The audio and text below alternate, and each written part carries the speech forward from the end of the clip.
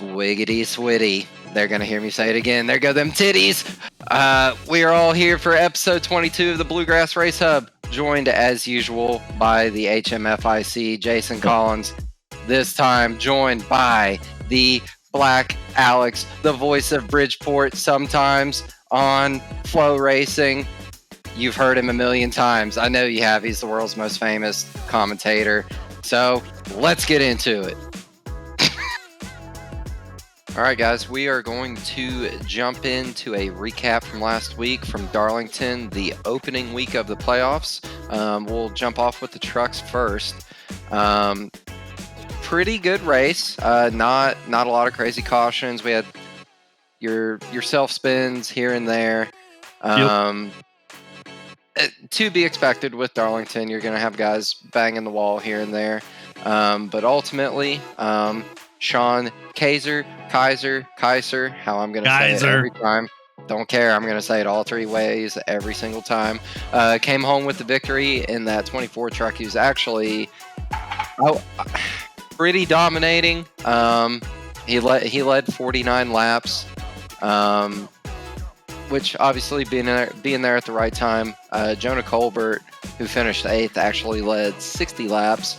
Was looking real hot for a long time. I can't remember off the top of my head what caused that, what caused him to be back in 8th. But we'll get there in a second. Barrett Morton, P2. My teammate Bobby Hall, P3. Actually, his name is Brownie Hall Jr. now. You'll see that in the Discord. P4, yours truly. P5, another teammate, Wes Wiggin. P6, Taylor Peacock. P7, Sean Kastritza. P8, as I mentioned, Jonah Colbert, actually, because I like saying it like that way better. P9, another teammate of mine, Alan Duranco. I like saying that, another teammate of mine, every time. It feels great. And P10, Cody Anderson. Whatever, I'm biased. Hate me for it. I do not care. You want to be biased? My driver finished top 10, so I'm happy. Yep, that's all that matters. But so, yeah, go ahead, Jason. Do you remember? I don't remember what happened to Jonah either. Honestly, I know there was an incident that he got caught up in, but I don't remember. Oh, it was on the restart with Peyton. It just hit me. Yep. Restart with Peyton. Peyton spun the tires, hit Jonah. They went to off the racing surface, kept going. The rest of the field kept going. Yep, and I also want to say that Jonah had an error on a pit stop where either he didn't take enough fuel or didn't take tires and had to come back and take tires or something, because I know that he was on freshies at the end of the race because he was on my radar because I was out there on older tires waiting on some guys to come by, and I'm pretty sure that he was one of them, and he ultimately didn't get there. I know we had a few cautions there, or a couple cautions there at the end. Yeah. I don't remember exactly what happened with him at that point either. I want to say it was something to do with a pit stop as well, but I honestly, I just slipped my memory, since last week. A pit stop because he went in twice. Because he went in with the whole pack, and then because he had a game plan pretty well. It might have been one of those cases of I've heard a lot of gripes about the new auto fuel checkbox. I haven't used it personally because I trust myself enough for those things, and I don't worry about the tenths of seconds of fuel I'm going to put in the tank. I'm going to fill it up. But I know that Dave Farmer in the Cup Series, he got screwed by it on the Wednesday that we'll talk about in a little bit. He said it gave him like 1.3 gallons instead of a full tank at some point, and he had to do what I think happened to Jonah here. So maybe it was something with that, but either way, I'm fairly certain he had a pit stop that did not go to plan. It was because he lapped everyone. He had it planned out perfectly. Yeah. Because he lapped everyone because Cody went in, I think, a lap before Jonah. Jonah went and lapped I think it was top 3. And then he was a lap ahead of everyone else, then hit pit road. But then the caution came out and he had to hit pit road again. Yeah. Okay. Yeah, I wasn't 100% on what happened there. Barrett, obviously, Sean got the win. Barrett was second. Bobby come in with a good P3. You were the P4. Wes was P5. So all in all, it was a pretty solid race. Kaiser had a pretty good lead at the end there. He was ahead of Barrett by about 0.6 of a second, almost 0.7 of a second. I'll be honest with you. I know the broadcasters were saying that it was a boring race because it was green flag the whole time, basically. Well, maybe that was Tuesday and Wednesday. I don't remember. Like I said, well, I've slept since then. But either way, it was kind of it was a different race than what we have had at Darlington, a different race than what we've had all season. But all in all, good race. I was happy with it. One thing I wanted to point out, I'd be curious. I'd like to get some feedback from other drivers. I have HDR on in my iRacing settings. I don't. And I shouldn't have, because in this race, I would say for about 40 laps straight, going into turn three was purely a guess every single time. That's why I don't have it on. Yep. Exactly because of that. Because at tracks like Darlington, when the sun's setting, you cannot see that track. Yeah. Is turn 3 is facing the west, and you can't see shit. Yeah, it was.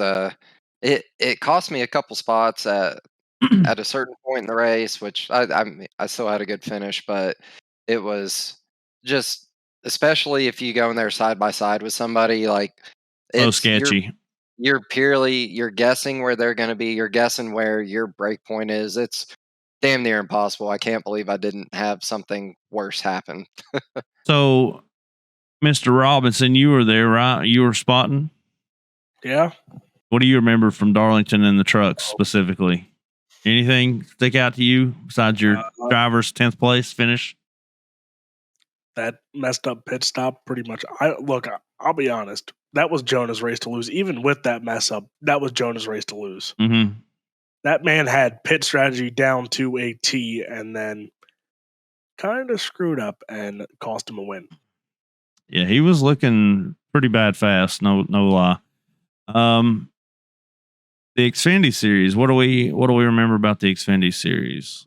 Let's see what we got over here. I don't even remember who won. Well, Jason, I don't remember anything, but I do remember who won. Now, it was someone that we rarely talk about him on the podcast, and he has to remind us to bring him up occasionally because he flies under the radar so much. But it was what number is he? 64 or something? I don't know. 9, I think.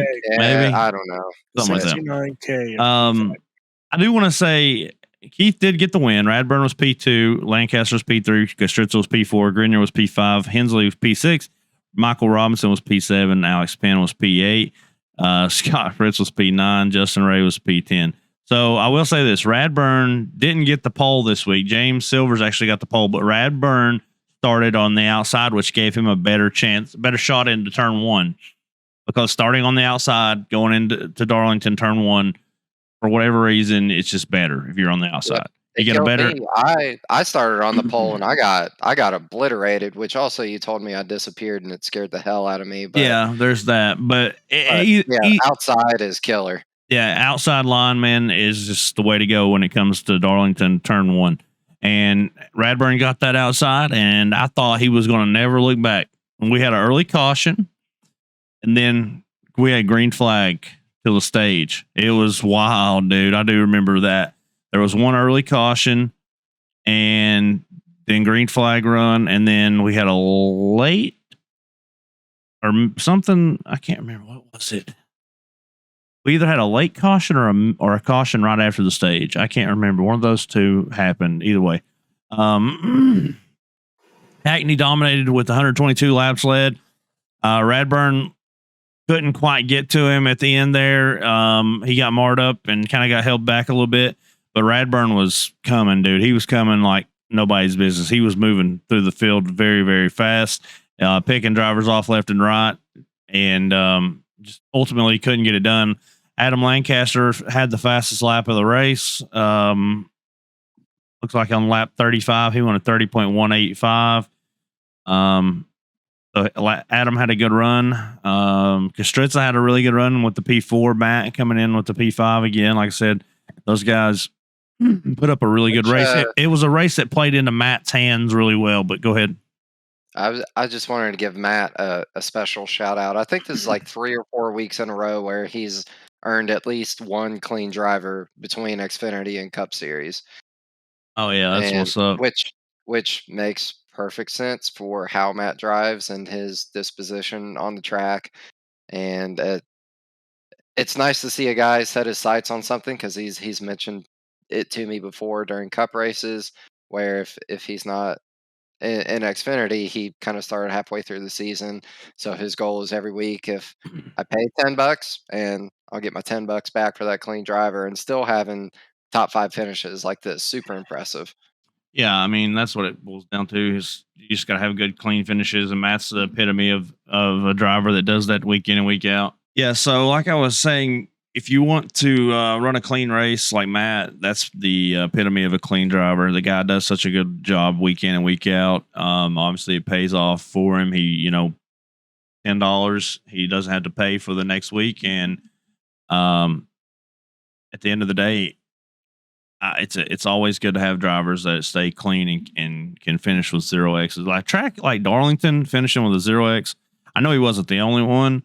I know Todd Mays and Radburn both had 0Xs also. Todd was a lap down, but that's still impressive, dude. Very Which, impressive. spoiler alert, Matt also did that in the Cup Series at Darlington. 0X there as well. Back to back knots. So and like I was saying before, Matt Darlington, the way that race in the Xfinity Series was playing out, it was playing into Matt's style of driving to where he could pull off a top 10 finish and potentially, top 5 finish, whatever, and still finish really well up there. He, a few more laps, maybe even, who knows, we see him on the podium or something, maybe. So moving on to the Cup Series, we had GT Hawkins was our winner. Keith Hackney finished P2. Frankie Barroso was P3. Blake Kinsey was P4. John Schwartz was P5. Brandon Holder P6. Scott Fritz P7. Sean Kaiser P8. Matt Grenier P9. And Alex Huffman was P10. Alex, what do you remember from this race in the Cup Series? You missed it. You missed it. Never mind, didn't you? You missed it. Oh my Lord. Yep. All right, so we're screwed now. GT led most of this race. I do know that he was in another damn zip code. At the end, now I do remember coming to the checkered flag. Frankie almost got Hackney. Hackney got up into the wall just a smidge, and there was a question of wall riding, and I went and looked at it.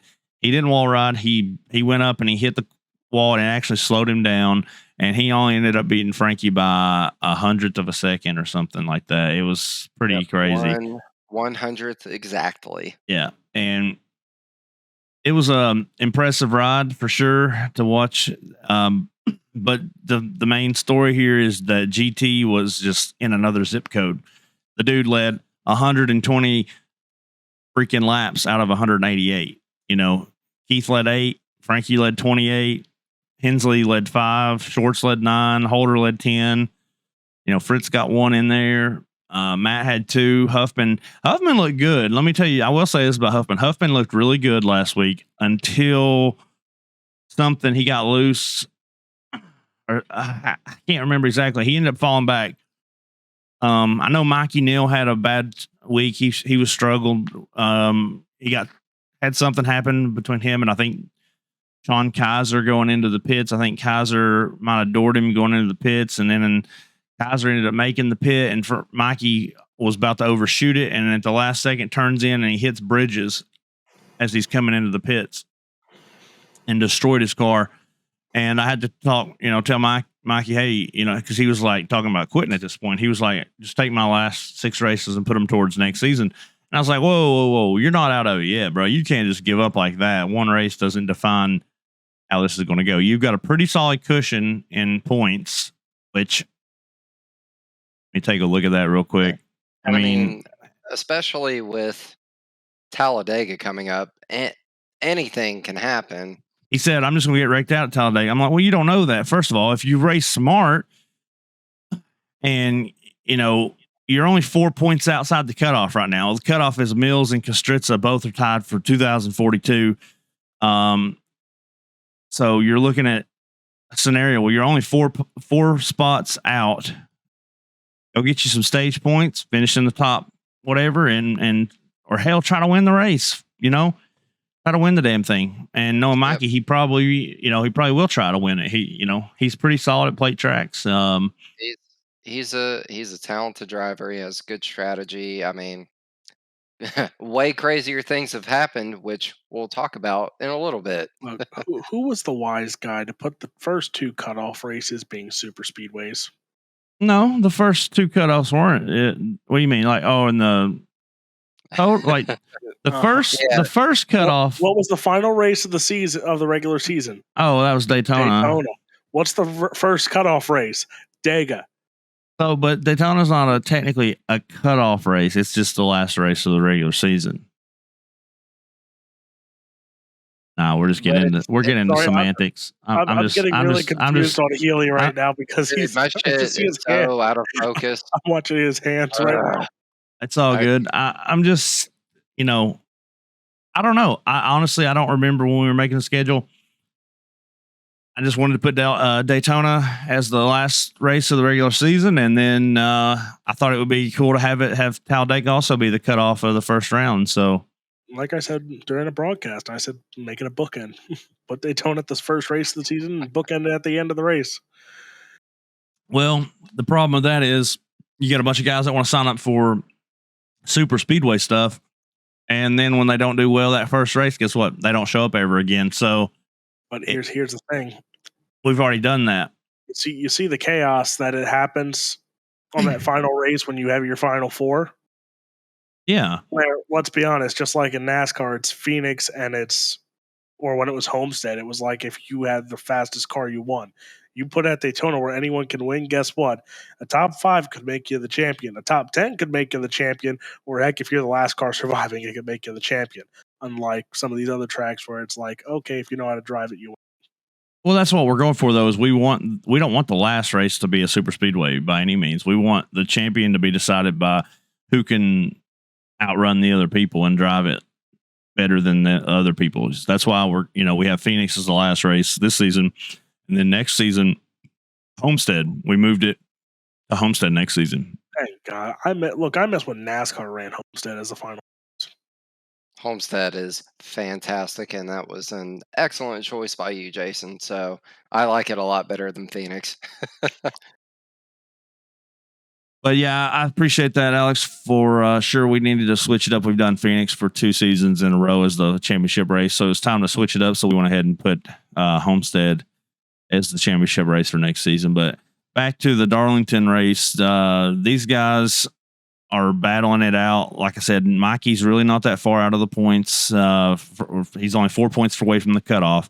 All he has to do really essentially is beat Nick Mills next week. I mean, yeah, no big deal, right, Nick? Nah, it's easy to beat you. I'm gonna come and do it. Nah, but realistically, Mills, Kostritza, Robertson, Farmer, those are your next top 4 guys. So, and if he finishes ahead of Peters, Winters, and Bridges, and the thing is, with it being Talladega, anything can happen. Well, you remember the drama coming into the green white checkered for the cutoff race to see who made the playoffs here at Daytona. Mm-hmm. It took 2 green white checkers. It took out half the guys that were fighting for a playoff spot. Yep. And again, it was survival of the fittest. If you survived, you made the playoffs. If you didn't, well, better luck next year. Yep. Hate to hear it. And it's frustrating, but it's also just like almost as exciting as it gets from a driver's viewpoint, because there's only a certain amount of things you can do to get around a guy in front of you. If you have teammates to work with, obviously that helps a ton. But when there's 2 laps to go and you're sitting mid-pack, you know that some people are going to wreck, but also where are you going to place your car? Who are you going to draft with? Are you going to hang back and hope that a bunch of guys wreck and you drive through it like someone did tonight? Or are you trying to get out in front of it? I mean, there's a million different ways to look at it, and people like to talk about super speedway racing like it is just pure luck. And I There's will some admit skill to it. there is both skill and there absolutely is some luck. I won't Yeah. say that, but Not in all real luck life, though. yeah, in real life racing, like when we go to a plate track in NASCAR, there are, you know, 7, 8, 9, 10 guys that run well at plate tracks because they have the strategy figured out. They can feel the runs. They can shut Yes. runs down.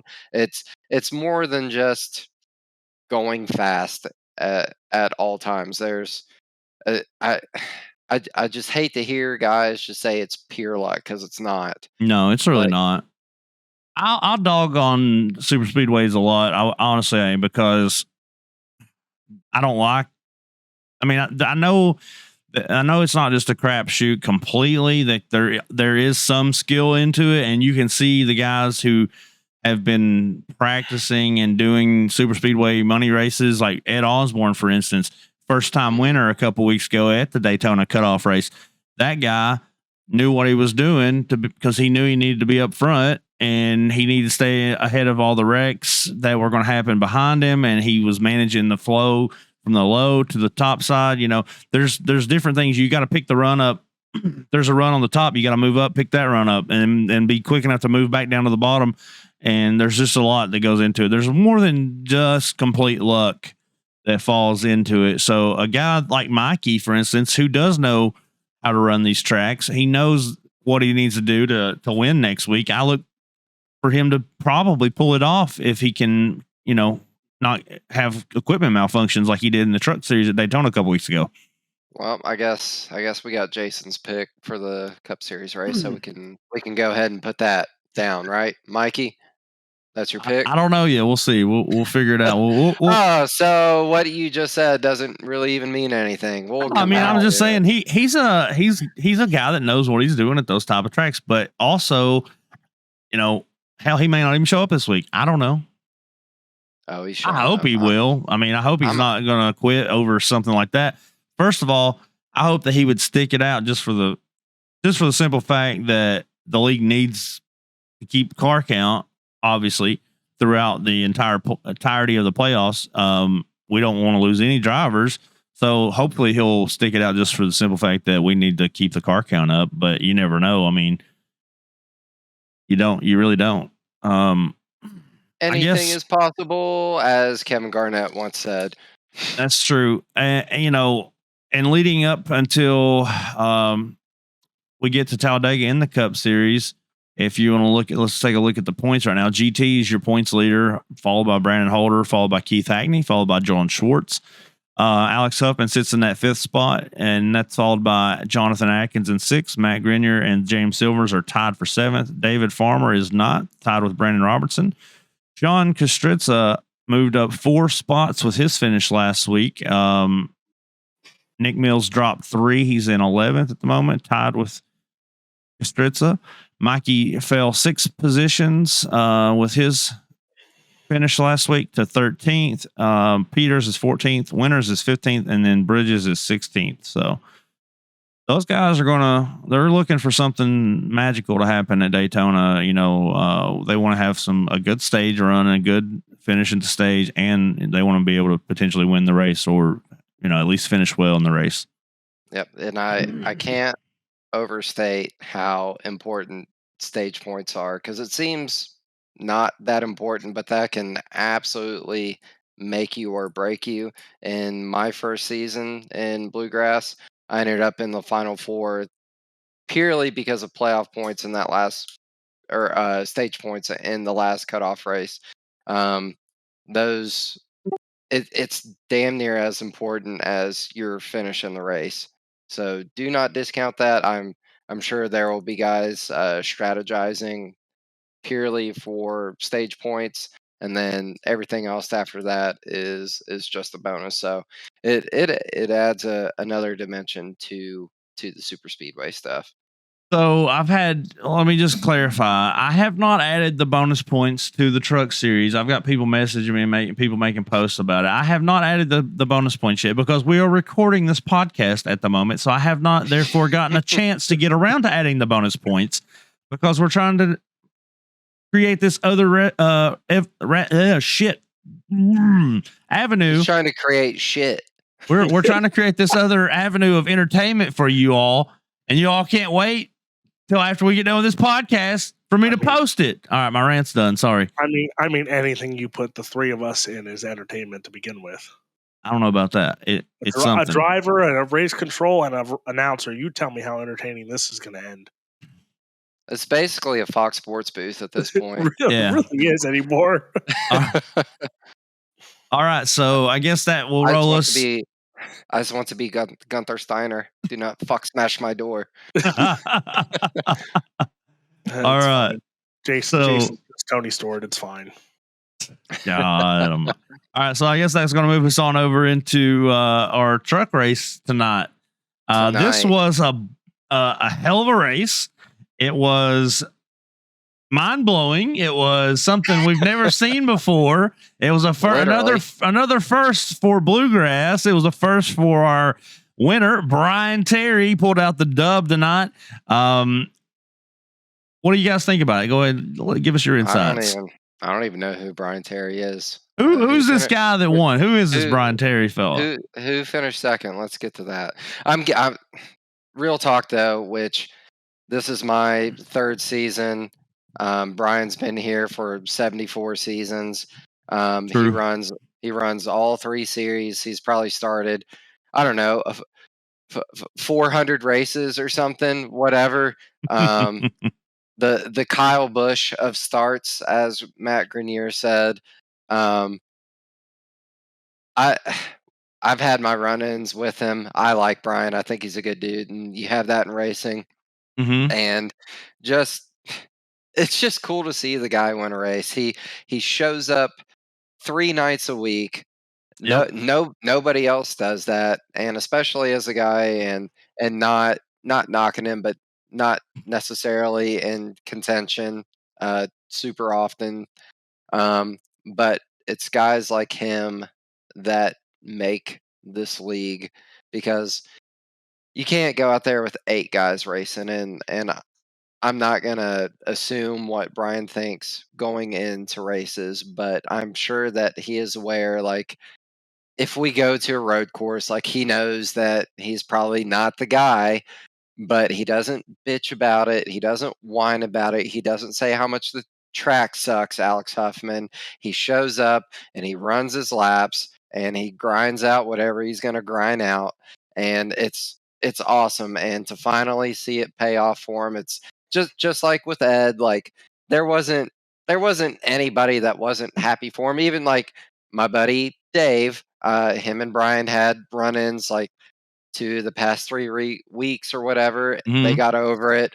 Dave was one of the first dudes to congratulate him, because he's an OG, man. He deserves it. He's been here since day one, and seeing guys like that finally get their flowers is awesome.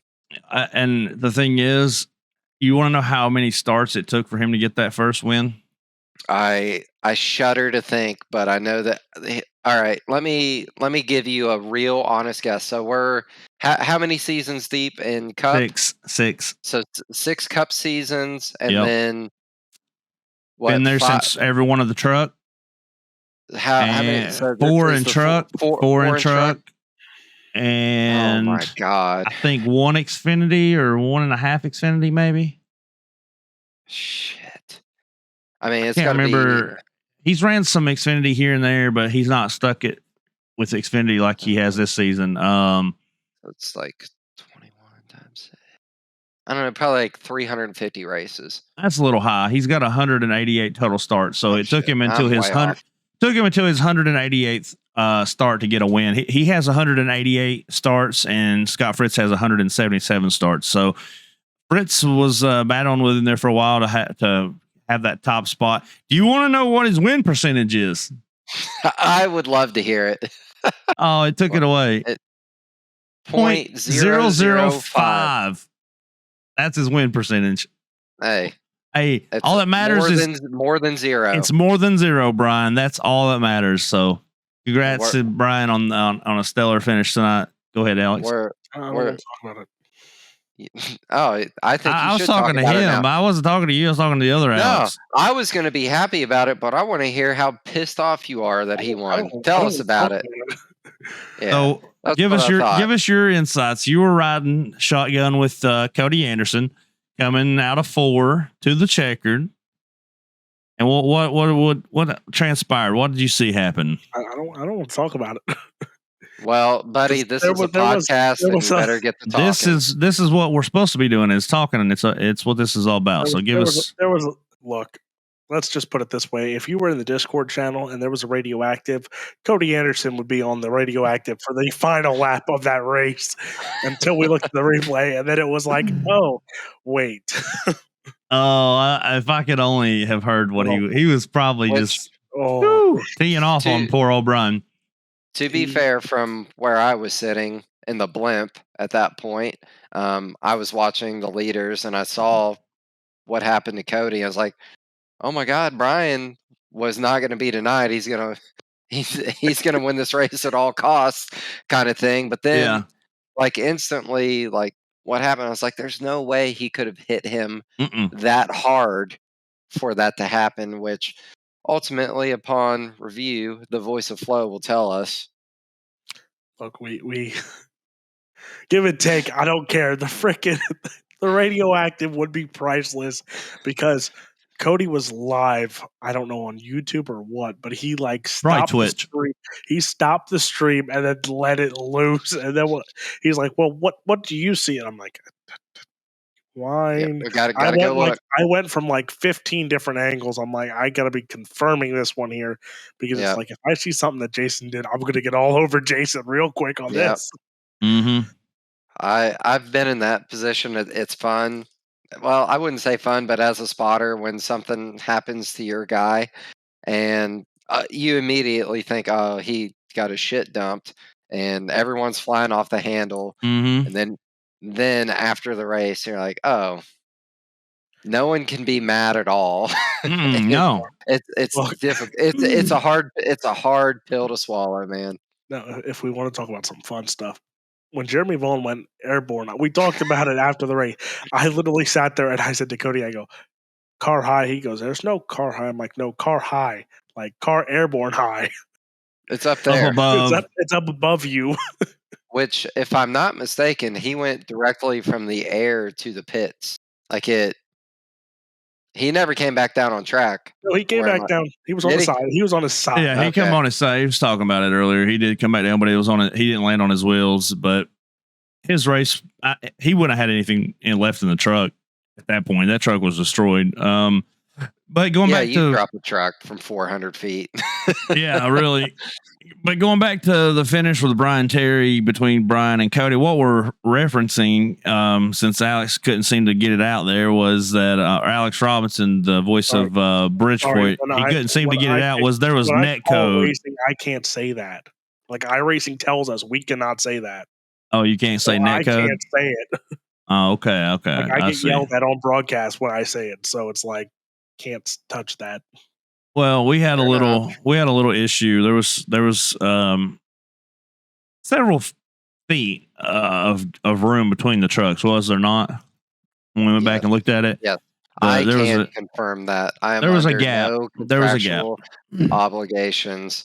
That it was a big net code. Yeah, 100%. But there were some guys that were like, "Oh, he needs to have the wind taken away." I'm like, some guys. I think there was a guy. Well, yeah. I mean, which he came around. He came around. He came around and saw what happened and understood that it wasn't Brian and anything dirty Brian did or anything like that. And yeah, you Ron.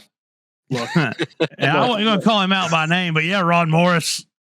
No, Ron's a good guy. I like Ron. I like Ron, and Ron runs more super speedway races than. I mean, like you said, he runs like 5 money races a week. Oh, nobody runs more than him. I guarantee it. Yeah. Just like you said earlier. But also, again, Ron, you think Ron was in that same spot because he was right behind Cody. So from Ron's point of view, it's like. That's true. He got rocked. Before the replay could be assessed and before everything could be figured out. Yeah, Ron, 100% from his point of view, I get it. And that's why I always tell guys, don't press that button until you see the replay. Wait until the replay before you key up on that microphone, because it may not be what you think it is. So Cody looked like he got sent by a Mack truck. Dude, the hit was just, it didn't even make sense. Like it looked like at that point Brian would have had to go from the bottom of the grass and full floor it up to hit Cody that hard. That's that prediction code. Why, like that shit comes into play as soon as the 20 of Dustin Ronsettle. We haven't mentioned him tonight, so we'll go ahead and throw a little piss out there. As soon as he made contact with the back of Brian's bumper, it just sent Cody flying. It was like it predicted that Brian was going to go up the track, and Brian didn't go up the track. He held it and actually wheeled that sucker for a minute. And you saw when I was showing the replay earlier, you could see the damage appeared and disappeared. Just like nothing happened. It made me cry because I was like, "Oh, Ron, hold on, never mind." Don't. Yeah, Ron was close to making it out until I think the 20 came back up and got him there. Just part of it, man. Once they all started wrecking behind him. Now, I did say this earlier, and I was kind of joking, but I was also kind of being serious. If Cody holds the damn wheel up there, if he just holds it up against the wall, he probably doesn't wreck everybody, and he probably still has a decent finish.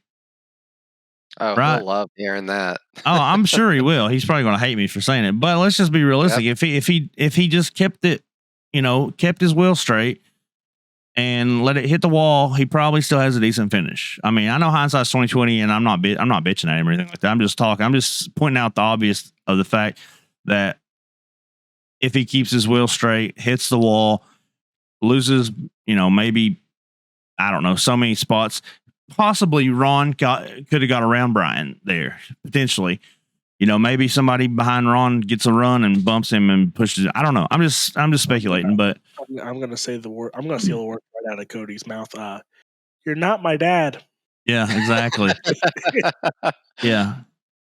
But I have to hear that one more time. Oh, you're going to hear it about 150 more times now. Oh, I know. You got a few more weeks here, bud. Absolutely. Yeah. He'll probably text me right after he hears this. You're not my dad. So, but I did want to call out almost equally as awesome Travis Twitty with his second place finish. I feel like he's right on the cusp. He's the next guy, right? I feel like it. Does he have a win? No, nope. He's the next guy of OGs. Yep. And here's the thing, like going into next week, which is Dover. Next week, Dover. Oh, all right. Dover, Twitty, Dover, Keith Hackney. That was our very first episode, was it? Hackney versus Twitty? One of the very first few. Oh my Lord, that was a long time ago. Look how far we've came since then. Not far. Anyway, so yeah, Twitty had a really good finish tonight. I'm glad that he got to finish where he did, because I think that once you get that podium, it renews your racing spirit, so to say. Especially in a league that's this tough to win in. Seems like you want to say something, Mr. Robinson. Especially, remember Twitty's issue at Daytona?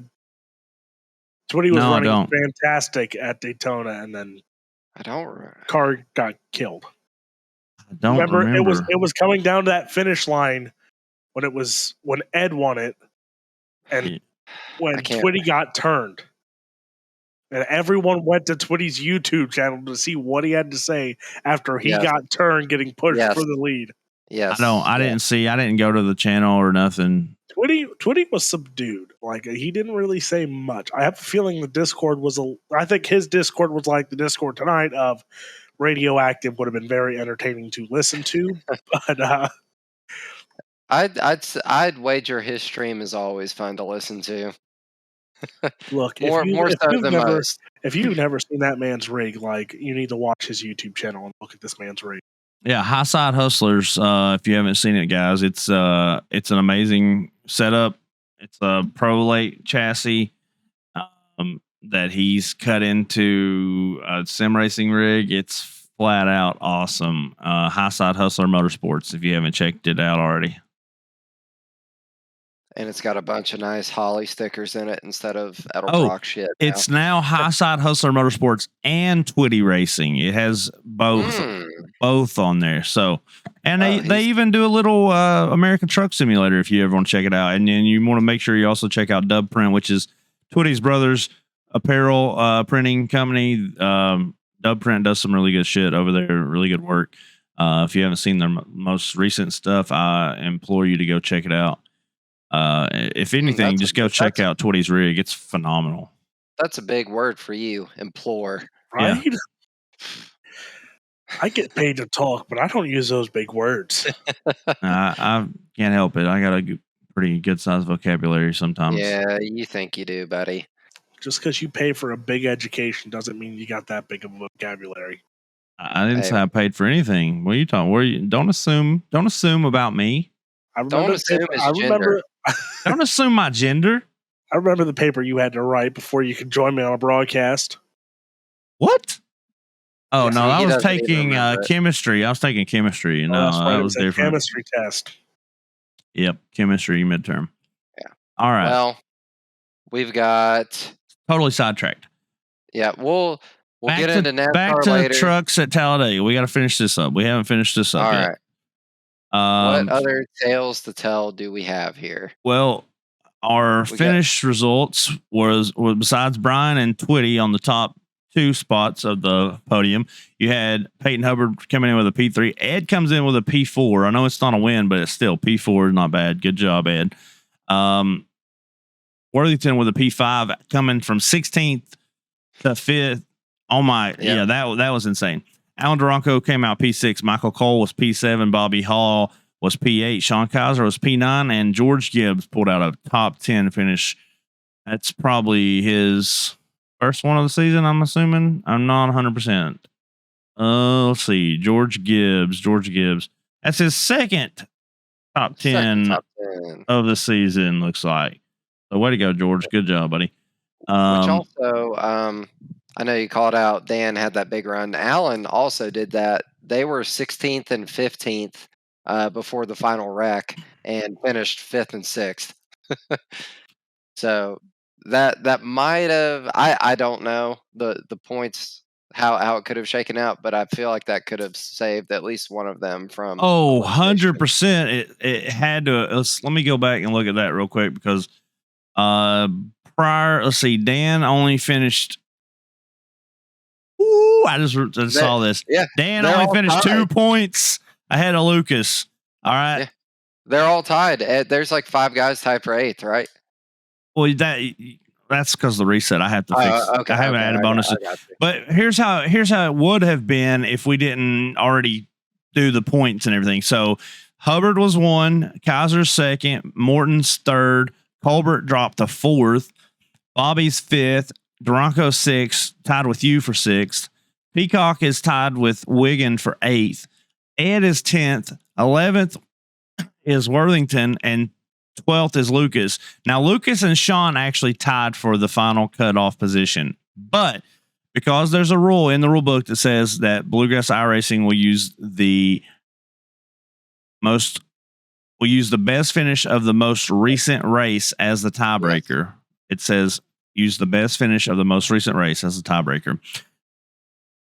Lucas finished 1 position ahead of Sean. As close as it gets. 1 position, 1 lap, however you want to determine it. It was 7 laps down versus 6 laps down. You know, unfortunate for Sean that he doesn't advance to the next round. Congrats to Lucas for advancing to the next round. But after that, you get Dustin Ronstedel, Jeremy Vaughn, and Tyler Evans. Tyler had a rough night because he had some computer issues, wasn't able to get going. So unfortunately, Tyler was out before we even started. Well, you talk about Lucas. Last week, he was laps down, but he made enough moves last week to get points. Yeah, I mean, he had to do something. That green-white checkered, I think he gained maybe 4 or 5 positions on that final lap to get some major points.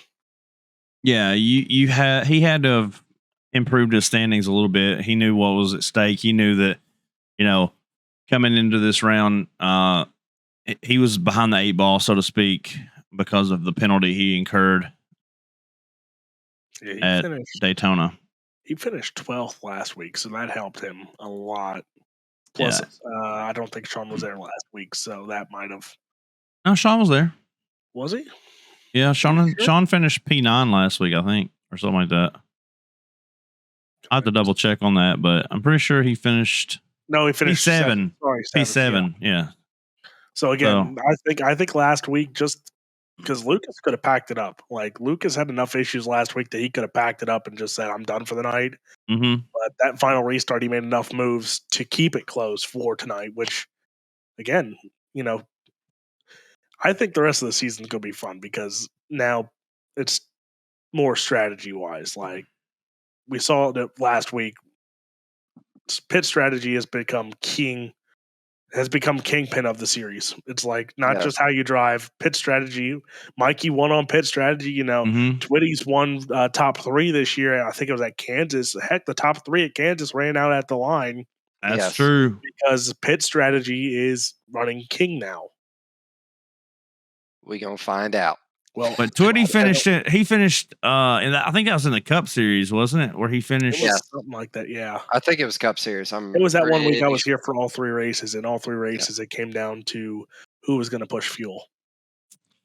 But I think Twitty was about to run out of gas because was it the trucks that he did it in, or was it? I forget which one he did. No, I think he did it on Xfinity and Cup, maybe. Xfinity, no. Cup, I think. It was Xfinity. He did. Him and Bridges finished second in Xfinity, and then Cup. Let's see. I think he had a good finish there in Cup as well. Justin Winters actually won that race. Nick Mills and Brandon Robertson were P2 and P3. So either way, it came down to pit strategy again. But I don't think if it would have went caution and green white checker, because Twitty pitted the same time that Ron and Cody did, and we were sitting there and we're like, take the white flag, we can't do this, take the white flag, because it was one of those, like you saw who was it pitted before Peacock. It was Peacock and I think Barry, one of them pitted on that before that second green white checker tonight, because they wouldn't have had enough fuel if we would have went green white checker. It was Ed. It was Ed. Ed and Peacock. That's right. Ed went from the lead, had to pit because he didn't have enough fuel to make it. They all pitted. That was the whole clan that pitted right before that caution came out and benefited from it. Mm-hmm. That 2 green white checkers, and it was like if a third comes out, you're going to see the top 5, top 10. Someone in between there is going to pit, and it's going to shake up everything. Absolutely, that's a good point. Wait, that was a really good job covering that because I completely forgot about that. So, hats off to you, buddy. That's what happens with your spot. But tonight was a crazy event. Like we said, Brian Terry got the first win after 188 starts. He started, technically he started 188 races before he got his first win. So way to go, Brian. Very good job for that guy. I'm glad that you got that tonight. It's too bad you're not in the playoffs. Jason, I've got to say this. Cody followed my instructions very well tonight. I told him I either want to win or I want the steering wheel coming back in one piece. He didn't win, but he brought me a steering wheel. That's about the only thing that was peaceful in that car at the end of the night. Yeah, that's for sure. Yeah. He probably yanked that steering wheel off as hard as he was cutting it back to the left to try to straighten that truck out when it was already wrecked. But he made sure to finish it. He made sure to finish it. I'm giving Cody some shit tonight. I ain't gonna lie. All right, that man's win is coming at some point.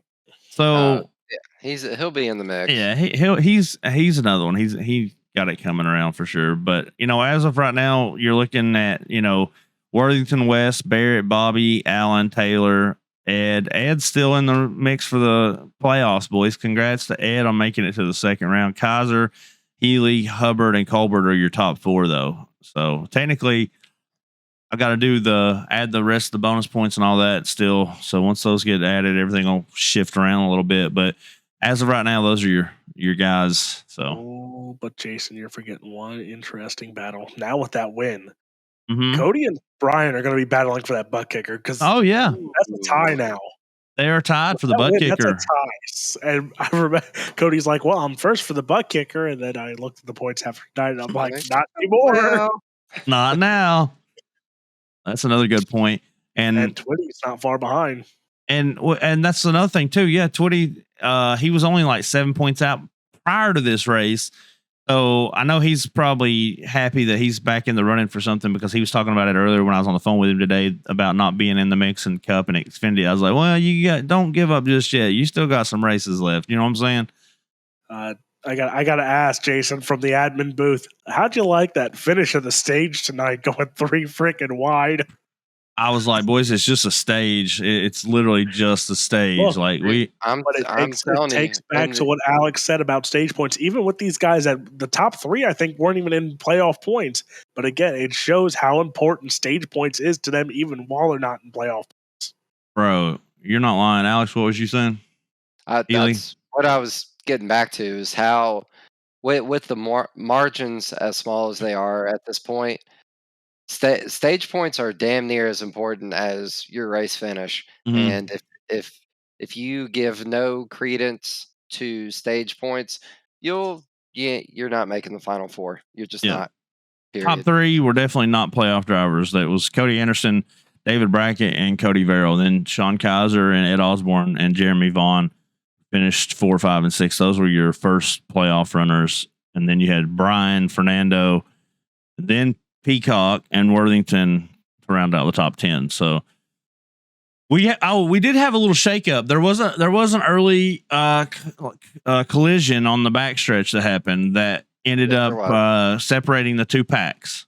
Mm-hmm. Okay, and the caution didn't fly because of iRacing. They were off the racing surface. Well, typically,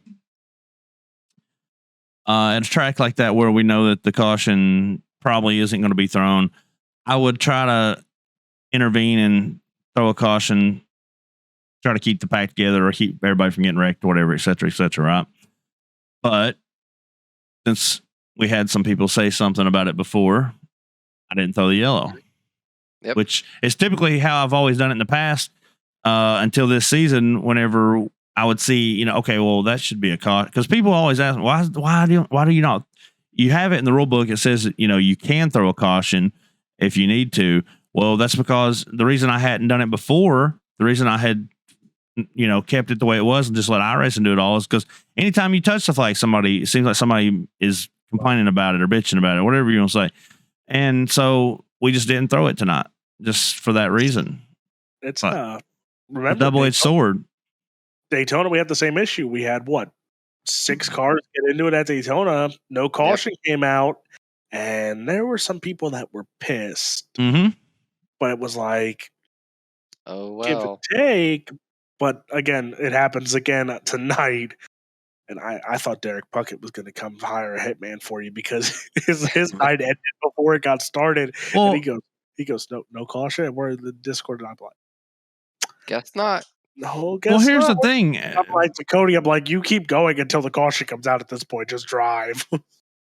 Okay, in previous races, if it's an early caution like that, I'll before the stage break, if there's a caution, I would have thrown the yellow to try to keep everything together, give everybody a fighting chance, right? Well, what happened is, when I had done that and didn't do it in the later part of the race, well, why did you do it for this person on such and such lap? And not this person on the because the way that I like to admin it is simply that I would throw it if it's in the early stage, but I'm not going to mess with the race in the latter half. Well, now I'm not throwing them at all. Like the way I looked at it before was, well, we still got a stage break coming up. I'm just going to try to help keep the field intact and keep everybody from, because this guy's about to come back up and wipe everybody out. It's typically the scenario I would see. They're sliding through the grass and about to come up on track or something. Well, that didn't happen. I didn't feel like that was going to happen tonight, so I didn't touch it at all. That's why he didn't get a caution. I mean, it's part of it, man. It's the way she goes. But I think that's probably covered that race for us. We got anything else with it? I don't have anything on top of my head. Do you have anything, Robinson, on yours? Well, I have a lot of hair on top of my head, but that's about it. Other than that, so More than me. moving on. What do we got next on the agenda? Let's Alex? we can hit some of these other topics. A nice, quick, clean one we can hit is our fantasy league standings. Mm-hmm. Pretty interesting week after a road course. I know a lot of people had a lot of different thoughts about what kinds of drivers to pick there. It's one of the more fun places to do this kind of thing. I know that Jason, your lineup was absolute dog shit. I didn't and change anything. Yeah, I didn't change anything. it almost worked out for you because Austin Dillon was running in the top 5 for a while, which was crazy. But he did Austin Dillon things. Mm-hmm. But as it stands now, my idiot friend that I work with, who has been watching NASCAR for roughly 18 months, is sitting number 1. Mhm. Tony Iverson is number 2. He's actually 19 points behind, so closing the gap. Yep. Brandon Robertson, I know, had a really good day this weekend. I Mhm. think he might have finished first. So he's 3rd. David Farmer is 4th. Mhm. I moved up from 10th to 5th. Big day because I love road racing. Mhm. Mr. I'm a finish last. Cody Anderson is sitting P6. The piss aisle is P7. Tyler Evans P8.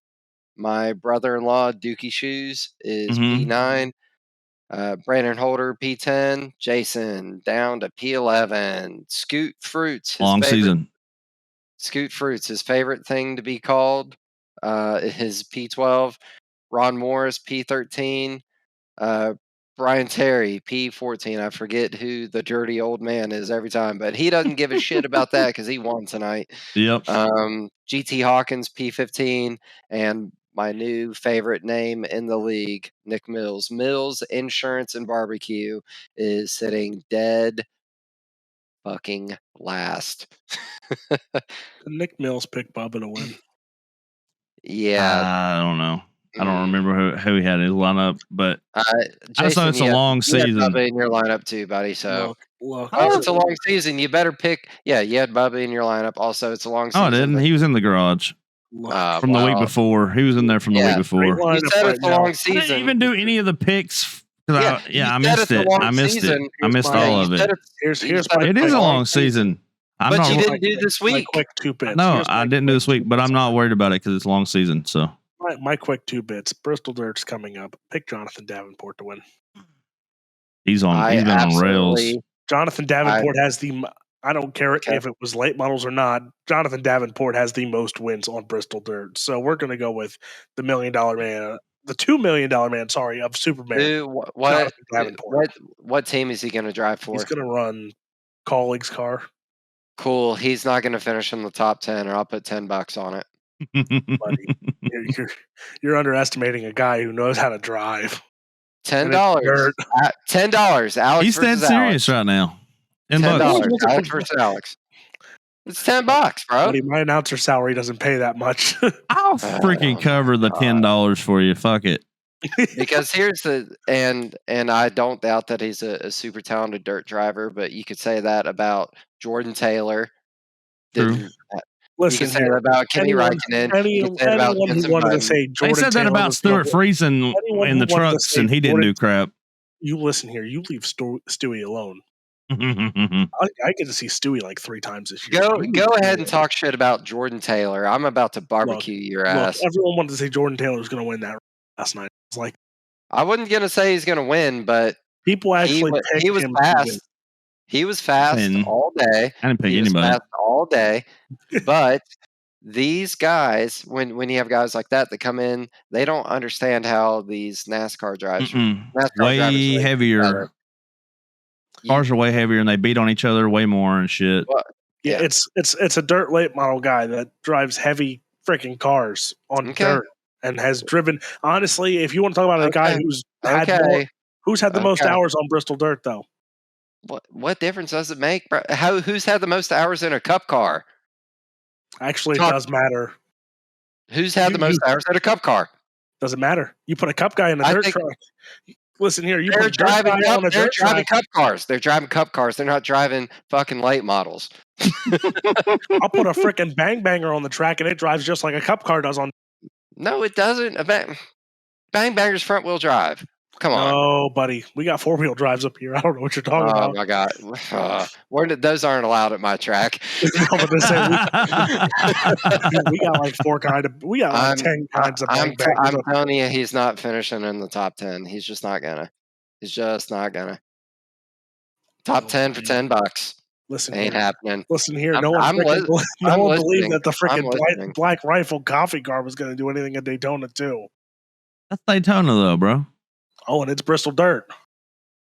Well, we'll just have to wait and see what happens at Bristol Dirt. I cannot wait to eviscerate you when you're not on this podcast after that race. I'm going to spend an hour talking about this guy that finished. He's going to finish 23rd. Jason, you know I'm going to come back in here. I'm going to barge in here if he finishes in the top 3, if not. You sound just like the Jordan Taylor fanboys. I was just going to get in a cup car and go win. No, he's not. I don't think if Travis Pastrana can go out and win a UMP race and then frickin' do something at Daytona, anything can happen. And you were going back to super speedways again. Yeah, you're casual. You're casual. Travis Pastrana won at Volusia. Okay, and he finished in the top 10 at Daytona and because didn't do his car was running in Daytona. He was just there. All right, we got off on a tangent. So we got Richmond Raceway coming up, then Bristol Dirt. So we'll find out on April 9th at 7 p.m. which one of y'all is right. Anyways, back to Bluegrass for a second. We talked about the Fantasy League. Worthington versus Penn. Yes. Let's talk about that for a minute. What happened? Recap us on it. I promised Dan that it would make the show, so here we are. After the race tonight, we were all just kind of basking in the glory of Ryan Terry's victory. Yep. And then at a certain moment in time, Alex Penn was like, "Hey, did you know that Dan switched lanes on a restart?" And not a big deal, he said. Not a big deal or anything. I just wanted to bring it to your attention. Well, fuck you. Hey, man. I was like, "Hey, man, be quiet." And then you already knew it. You already knew what was coming. Once I see it, I can't unsee it. And I'm not the type of person to say, "Well, no big deal." It's a penalty, if once I see it. Yep. So is Alex Penn going to win this cup? Is he going to run this cup race on Wednesday? He runs tomorrow night. So, I mean, if he runs, I hope he runs the cup race. I don't know if he's going to run it or not, but I mean, he runs tomorrow night. So Dan could always run with him tomorrow, I guess. Yeah. Which I just know that Team Flex is once again going to unite with YNH in the Cup Series. And okay. I don't know if Alex is there. I'd like to see him Dan race a little bit and see what happens. And I don't know if Alex is spotting for someone. I'm sorry. There's car high, car very high. I don't think that he runs. I don't think he might run the Cup Series. I don't know, but I know that he is running tomorrow night, and he's trying to make it to that second round in the playoffs. So. Yeah, because here's all I'm going to say is I made a post about it today, and me running with Flex this season in trucks, this is the hands down the best team that I've raced with. We have just awesome cohesion. There's never been an argument about who's going to go where, what the strategy is, anything like that. I love those dudes. They're all awesome. So you mess with my boy, I'm messing with you. Is what I'm saying. They're a good group of guys for sure. Good group of guys. So we'll see how it goes, and I just like to have a little bit of drama in the series. So I hope that they find themselves on the same racetrack before the end of the season, whatever that takes, so that we can talk about it. Whatever comes. No one has said that they're gonna dump anybody or anything, but I know that if they are around one another, things could be fun to watch. So broadcasters, if you're watching, if you happen to see those guys get close, that might be where the camera angle needs to be focused.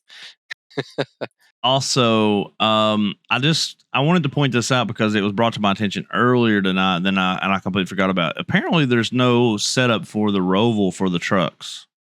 Yeah.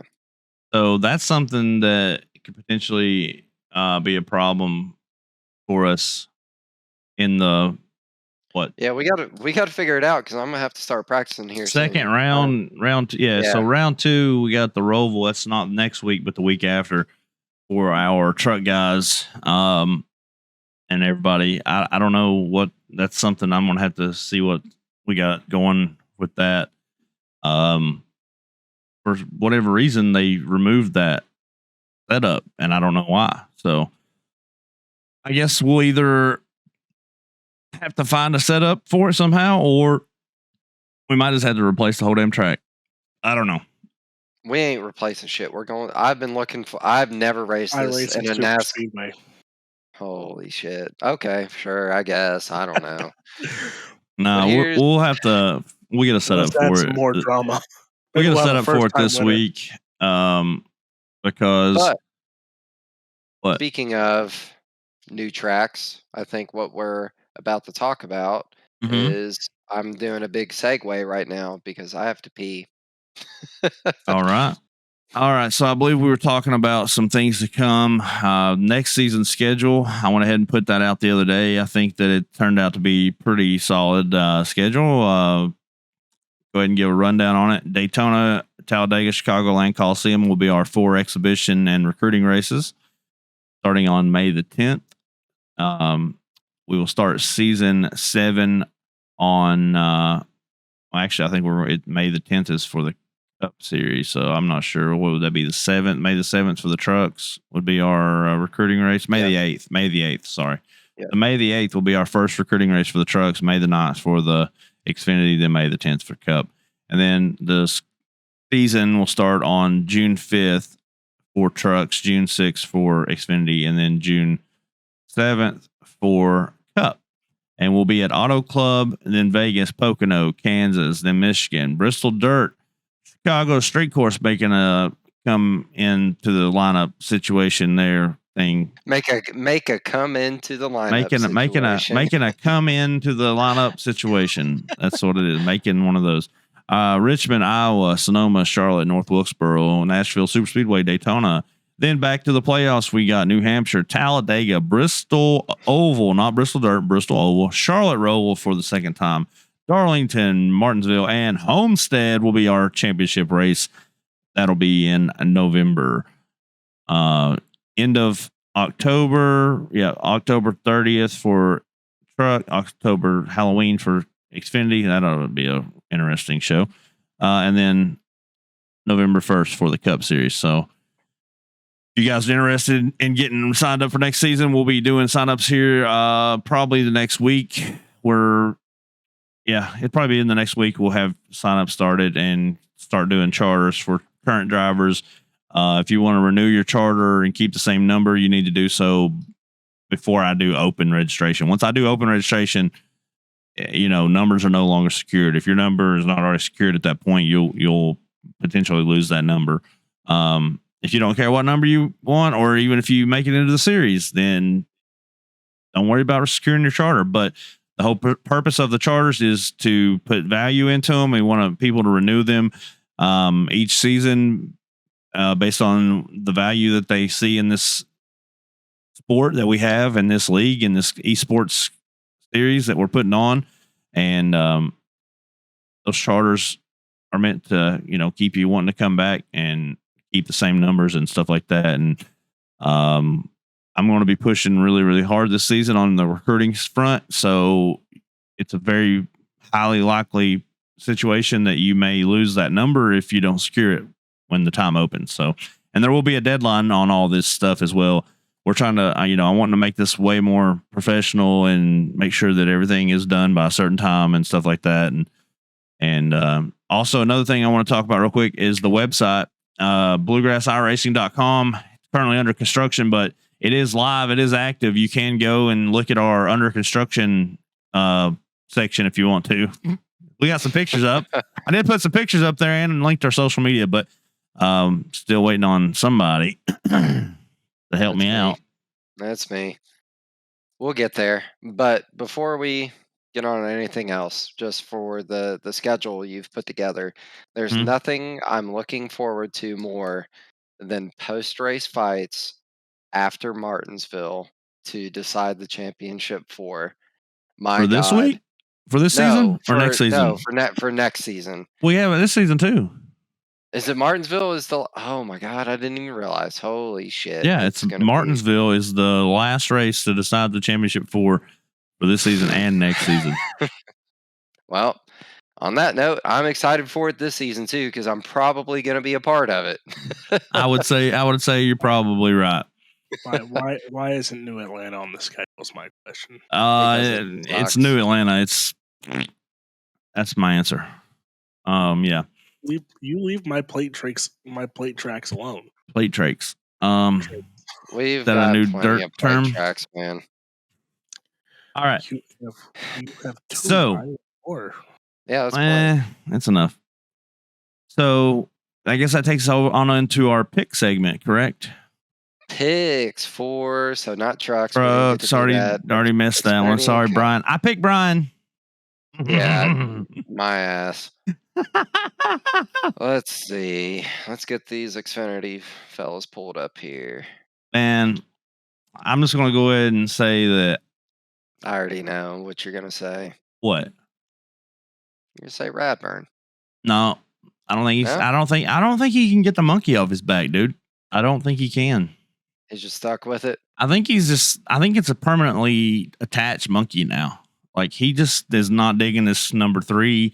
Yeah, he acts like the 3 car is the problem. I don't know, bro. I won with it, so I don't know why he can't win with it. Ain't doing my number right. Oh, the 3 is your number. I'll Mhm. remember that. That's right. Oh my God. It was retired, and I let him have it. I don't think we're talking about the same thing, man. Probably not. The 3 ain't your number. It was for the season that I ran it. Yeah. I'm talking about Dale Earnhardt. Who's that? Nobody know who's that is. No. Whatever, bro. It's Jason Collins, number 3. You heard it here first. You heard it. Close to intimidating, so I don't want to hear it from you. I heard All you bench press like 113 pounds. So if I'm lucky. Yeah, probably like 80. All right, Xfinity picks. Who's going first? I can go first. I don't care because. Yeah, you might as well. All right, so Tony Iverson. Tony Allen Iverson. He is the answer this week. So We're talking about practice, not a game. Robinson, who do you think it's going to be? Keith Hackney. Of course, he takes the easy way out. All right. It's the dirt to take him. Oh my God. Michael Robinson. Don't take that. Oh, Jason, I hate you. I swear to God, if Michael wins, I can't be a fan of him anymore now. He's going to win. He's going to win. I'll be so pissed. Ugh. He's going to win. I can feel it. I'm still a fan, Michael. If you're listening, I'm still a fan if you win. I'll never leave you. All right. Moving on to the Cup Series. Who we got? Anybody want to go first? Alex, you want to go first? I went first. Yeah, you. Yeah, so Robinson goes first this time. Who are you going to pick? Huffman. Oh, I like it. Who else? What you got, Alex? You're gonna put me up. All right. Oh man, this is a tough one. John Kinder. He's not even going to be there. Is he not? No, bro. Do I get to repick it? Yeah. All right, man. I thought that, man. I was feeling pretty good about that, to be honest with you. Yeah, he won't make it for the rest of the season due to real life racing. That's right. Man, I wanna Nick Mills. All right. So I think it's going to be either Winners or Bridges based on somebody's going to push them up there. I like that. I like that thinking. So let's say Bridges. I'm going to go with Bridges this week because Bridges, I done heard they got a whole team coming in just to push that guy to the win. Yeah, which I don't know. There might be some guys on YNH to watch out since we got a whole other gang of fellas coming, but we'll see what we got. Hey, Daytona Dave might get another one. You never know. Man, wouldn't that be something? That would be. That would be. So that wraps up our picks for the week. I guess that's time for the good old Alex outro. Alex Robinson, go ahead, buddy. Give us your rundown. Where you at this weekend? Oh, it's opening weekend. I'm pumped. It's opening weekend at Bridgeport. We have Sprint Car Sunday. But before that, it is technically opening weekend, Saturday night, Ron Face Memorial, 305 USAC East Coast, four cylinders or Sunday, street stocks, and 602s. Mm-hmm. Hey. Then Sunday, it's the four cylinders, the big block mods, and 410 sprint cars. 1 second, I'm going to die here. He's going to die, but I heard the bang bangers are coming, which is all that every week we have bang all bangers. that matters. I don't know whose camera's going out of focus. Me and you are both going out of focus. That's me. Time. Mine's a little bit of both. All that racing action. We have a whole bunch of stuff. USAC's coming for Eastern Storm. We get a high limit race with Kyle Larson and Brad Sweet in October. All-Star Circuit Champion, Super Dirt Car Series, and the Extreme Midgets are all coming. I'm pumped. It's going to be fun. You can catch every race except for the Extreme Midgets and Super Dirt Car. Those are going to be on Dirt Vision. Everything else is on Flow every Saturday, some Sundays. I think we have a Wednesday show and we have a Thursday show. So,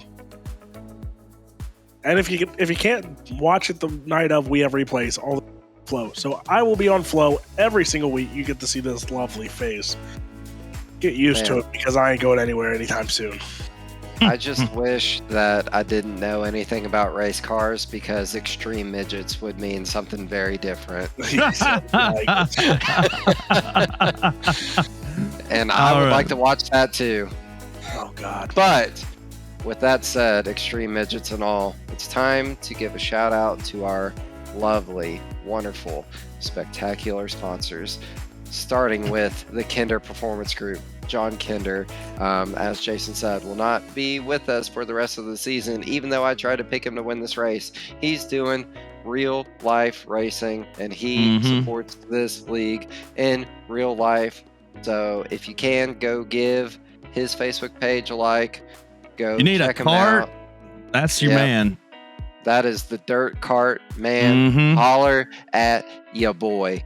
Huffman Designs, Scott Fritz Designs. I kind of lump them together.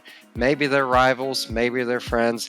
I don't really know. They both do graphic design stuff. They'll set you up with a hot scheme if Alex will respond to your messages. True. But yeah, they both do great work. All their cars always look awesome. I'm kind of jealous. I wish I had that kind of skill, but I don't. That's why my cars look like they do. They're just funny. But kicker, the guys that are not in the playoffs, you're all racing for one. If you already have one, 2 is better than 1, 3 is better than 2, and 4 is better than 3. Yep. I've said it a bunch of times, even though I still don't have mine working with the computer update, but it adds a whole additional dimension to your sim racing, lets you feel that tire slip, lets it feel revs, rumble strips, the whole thing. It makes it so much easier than to just rely on these things. And I'm pointing to my headset if you're just listening to us. Another one of my favorite sponsors, Red Rocket Buildings and Barbecue. They'll build you a building and they'll build you a barbecue. I thought they'd sell you barbecue, but they'll sell you something to make barbecue with, which is almost as cool. I'd rather just have food. I don't really like to cook that much, but if I had to, I'd buy barbecue from those guys. Elevated Outdoors. What do I do, Jason? Get high outside. I get high outside. That's right. Last, certainly not least, WJM Motorsports. These dudes are all over iRacing right now, running officials every night, getting paid for wins. If you think you've got what it takes to hang, maybe go talk to WJM. Bill Molefield. Bill Molefield. They've got the Stripes of Honor. I feel like I said Folds it of wrong, Honor. Folds of Honor, which is insane because I'm actually a veteran. I was going to do it. I don't have enough time. I've got to do this Bluegrass stuff and have a family and all that stuff. But super cool group of guys. Everybody I've met from WJM, all good guys, fun to race with, clean racers, fast racers. Check them out. Hit them on the Facebook. They've got like several different. They've got a live stream page. They got a website too. WJM page. They got their website. WJM.org.com/Alex is the coolest man on the face of the planet. Something all like that good that. stuff. Yep, I think that's the link. If you go to that, I'll get $100. That's what they told me. That's what Bill said. Also, Cody told me that too. That's episode 22. You can take that to the bank. We got a couple more super speedways this week. We'll be back hopefully this Sunday if me and Jason get the schedule coordinated and one of us doesn't fall asleep. It was me this time. Which is not normal. I know you guys would expect it to be Jason, but it was me this time. But yeah, we'll be back. We'll be covering the playoffs, and I can't wait. I'm glad, Alex, that you joined us finally. I know we've been talking about it for several weeks. Finally had the voice of Flow. Get out of here with that crap. Hey, it's your name in the Discord. I'm not calling you anything other than that. Mr. Thank Flow. you for joining us. Now he's Mr. Asphalt. He's no longer Mr. Dirt or Mr. Flow. He's Mr. Asphalt because he's been on the Bluegrass iRacing podcast. I'm Jason. That's Alex. See ya.